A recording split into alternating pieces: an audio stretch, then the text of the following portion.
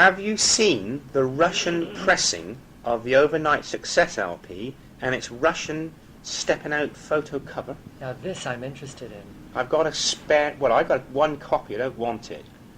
Do you have it with the Russian print? Yeah. This I would love. You'd like it, would you? Oh, yes. You'd like it. Is this the Overnight Success with the stepping out cover? with the stepping out cover in Russian print. All Russian. There's only one Can you make sentence. a copy for me? Or I'll give you the album. Thank you. I'll send it to you. What does it say? The same Everything's in liner Russian. notes? Everything's in Russian except for the title of one song which they couldn't translate, which was Baby Blue. You're joking. Everything's in Russian, and it's got a stepping out sleeve. I will send it to you as a present for Thank your time you spent with me this afternoon. They couldn't translate Baby Blue, has it? No, they couldn't translate Baby Blue. That's funny. Only paid £7 for it in a second-hand shop in Aldershot, England. Oh. So Pat got a copy. Oh. Next question then. Why do British shops stock more of your products than can be found in your own country? For example, Timeless and Love Will Keep Us Together are not on sale over here. Well,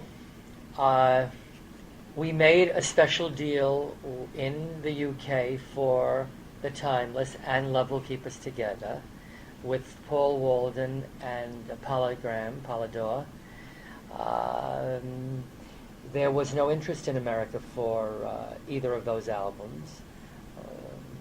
So that's it in a nutshell. Well, it's a real shame because you got Clown Time written by you, words and music. I'm proud of that one. It's a fantastic compilation of your skill, and it shows that with the Greek instruments how you're always trying to expand, and yet here they're just not fully appreciative of your philosophy on musical progress. Perhaps I spent more time in England and more performances, and in doing that I ingratiated myself to the English public. Oh, you certainly have. My next question is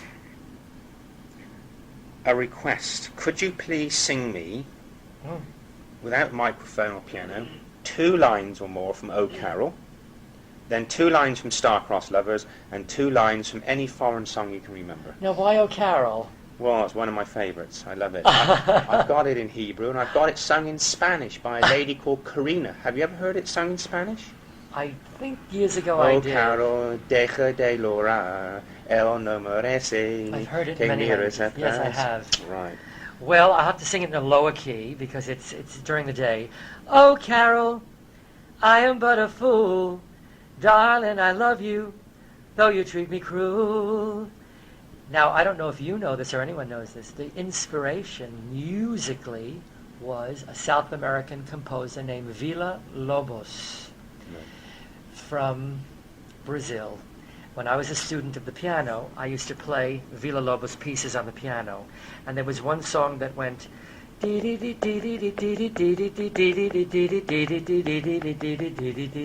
I was fascinated with the pattern. And that's must have stayed with me.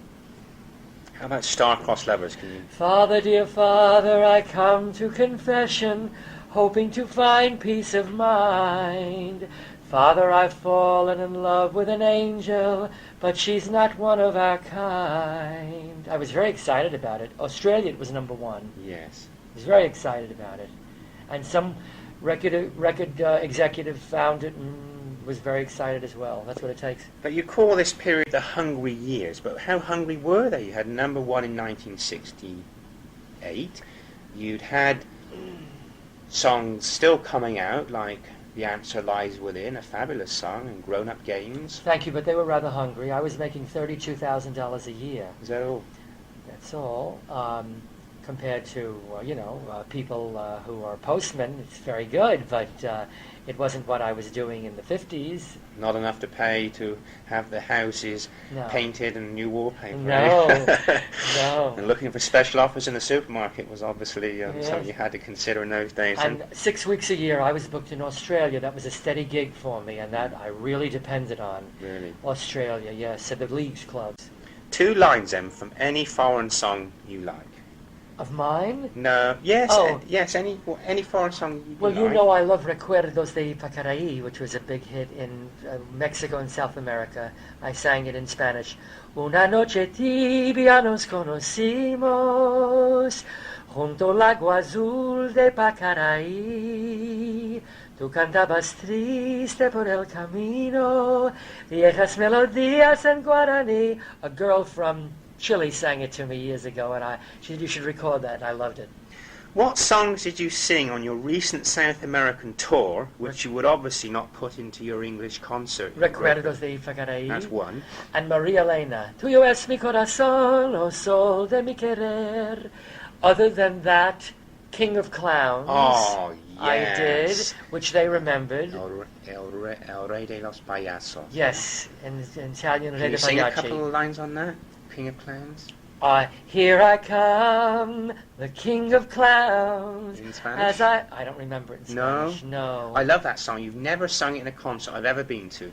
When I first Yes. came to your concert in 1974, I asked some of your staff who were loading equipment, does he sing King of Clowns? It was inspired by Joan Baez, Was the it? American folk singer. I have a few records by her. I love I'm her. interested in her records. Loved her voice, and that was yeah. inspired by her. And very folky it was, yes. So all your other songs in South America were delivered in English then? That's right. My last question is this, and I thought it would be a good one to end on. Despite your wealth and fame, as well as being constantly called an international musical genius around whom much of the music world depends, how have you been able to remain so approachable and friendly? I have a lot of my father in me. He was very simple, very down to earth, and very caring for human beings, and I have those qualities.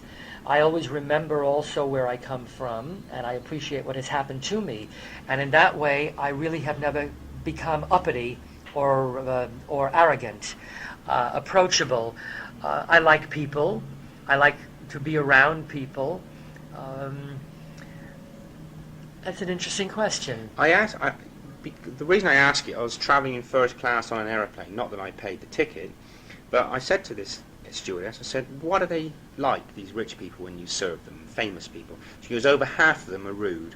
And I thought, as Neil Sedaka, he's not one of those. I wonder how he's been able to remain so down to earth. A lot of celebrities feel that that's part of the fame. Once you reach a certain status, that you must be unapproachable.